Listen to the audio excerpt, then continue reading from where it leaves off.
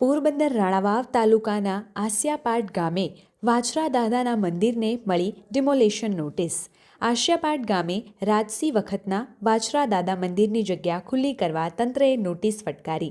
Notice ફટકારતા સ્થાનિક લોકોમાં રોષ જોવા મળી રહ્યો છે। આવતીકાલે તંત્રને આવેદન આપવા અને મંદિરનું ડિમોલેશન રોકવા રજૂઆત કરવા લોકો એકઠા થઈ કલેક્ટર કચેરીમાં આવેદન આપશે। જી નમસ્કાર મિત્રો, આસિયાપાટ ગામે આવેલ રાજાશાહી વખતનું આ જૂનું વાછરા દાદાનું મંદિર છે। આ મંદિરની સેવા પૂજા તરીકે હું કરું છું 2 ટાઈમ અને ભુવાતા તરીકે પણ હું છું, અરજણભાઈ કારાવદરા। અત્યારે મામલતદાર રાણાવાવના આ મંદિરને નોટિસ આપી મંદિર 5 દિવસની અંદર પાડી નાખવાની। તો હવે હિન્દુ જે હોય એનું ખૂન ખુલે કે નહીં, કારણ કે હવે હિન્દુના ધર્મ ઉપર આ લોકોએ નિશાન બનાવ્યું છે। એમાં જે ગાયો માટે કપાણા એવા વાછરા દાદાના મંદિરને પાડવામાં આવે તો હવે હિન્દુત્વ આપણું ખતમ થઈ જાય, આવી પરિસ્થિતિ ચાલુ થઈ છે મિત્રો।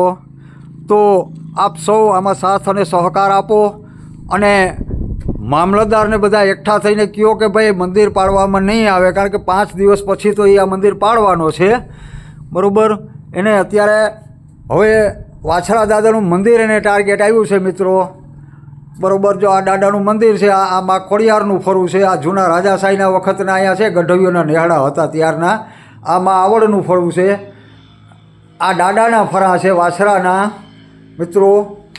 તો હવે આની સામે આજ તમે નહીં બોલો, આ મંદિર પાડી નાખશે, કાલે બીજું મંદિરને ટાર્ગેટમાં કરશે દાદાનું। તો દાદાના પેડ દરેક જગ્યાએ આ સરકાર, આ અધિકારીઓને બધું પૂરું કરવાનું હવે ઈરાદો છે મિત્રો।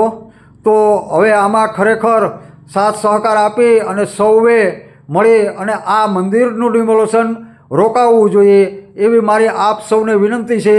જય વસરાજ, જય મા આવડ, જય મા ખોડલ। PNG સાથે રોજ નવા અપડેટ જોવા માટે અમારી ચેનલને લાઇક, શેર અને સબસ્ક્રાઇબ જરૂર કરજો।